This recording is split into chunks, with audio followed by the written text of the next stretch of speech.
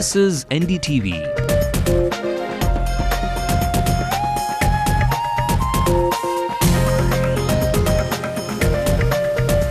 And you're watching NDTV Hindu.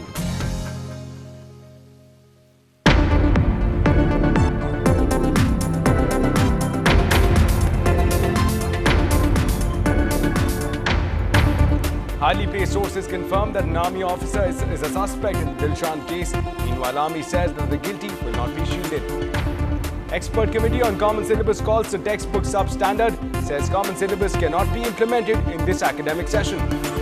The Supreme Court has directed the committee to submit a report with regard to the quality of the textbooks.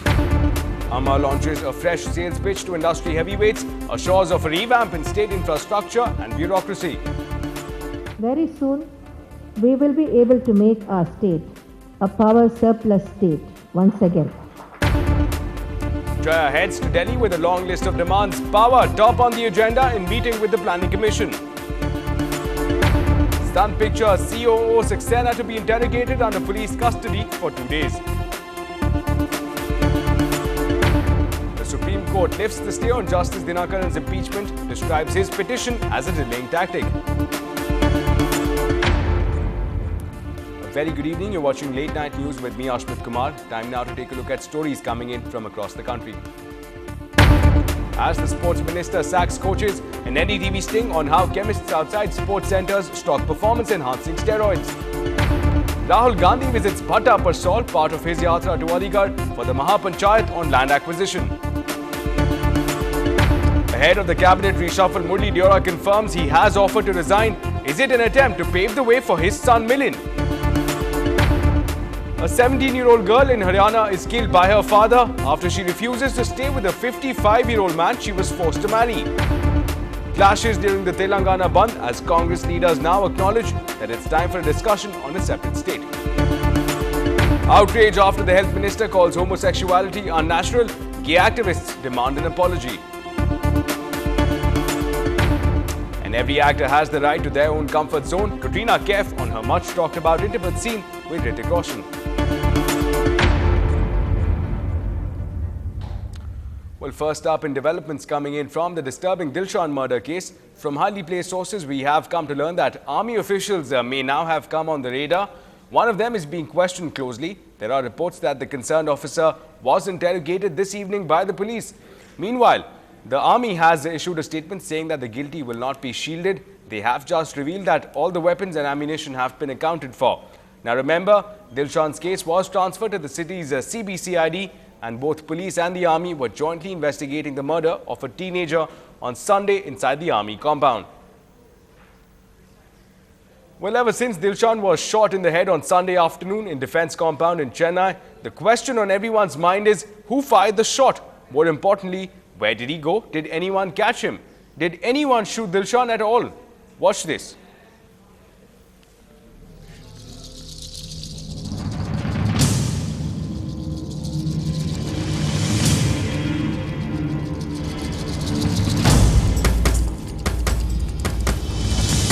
A teenager shot dead on a Sunday.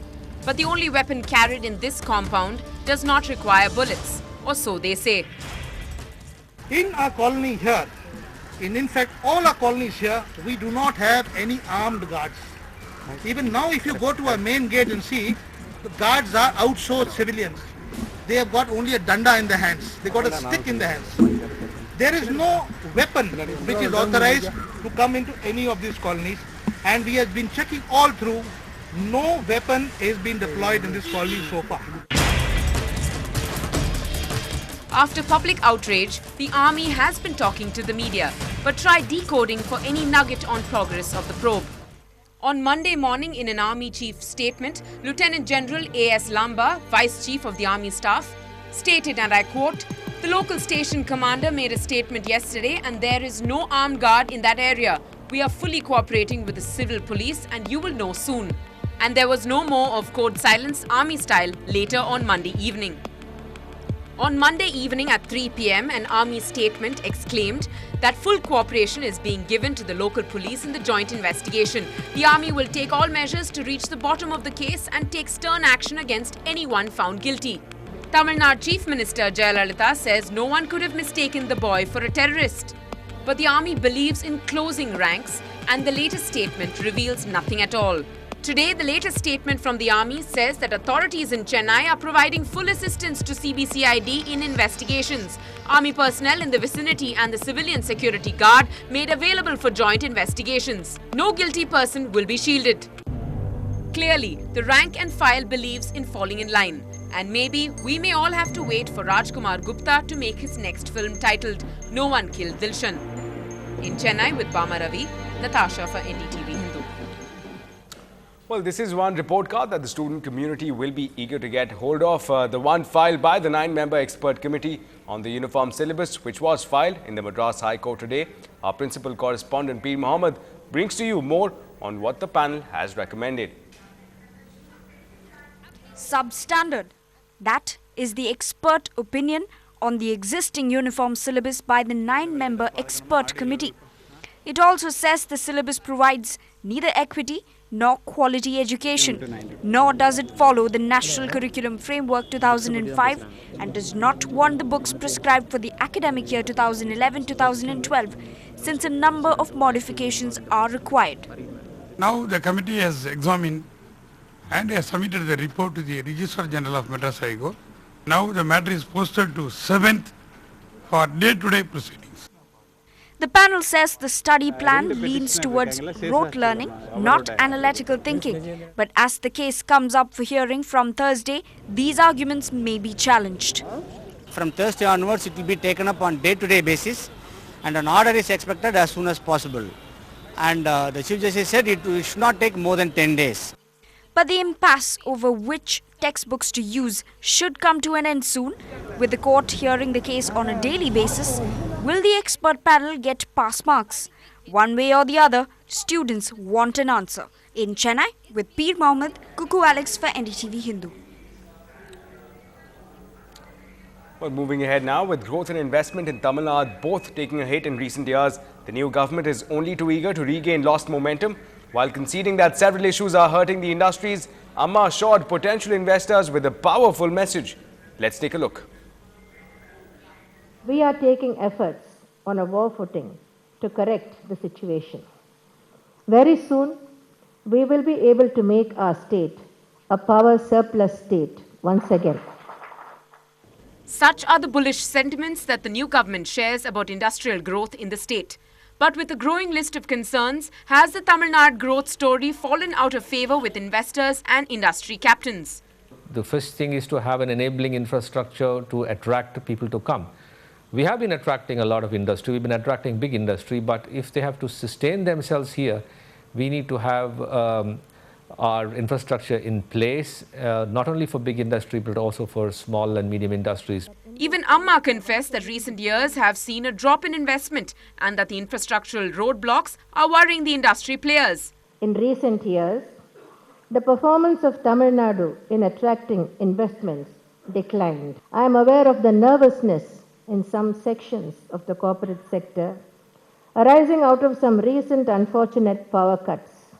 My government is aware of the many challenges industry faces, like the infrastructure deficits. And even the opposition forces are not convinced about Amma's game plan.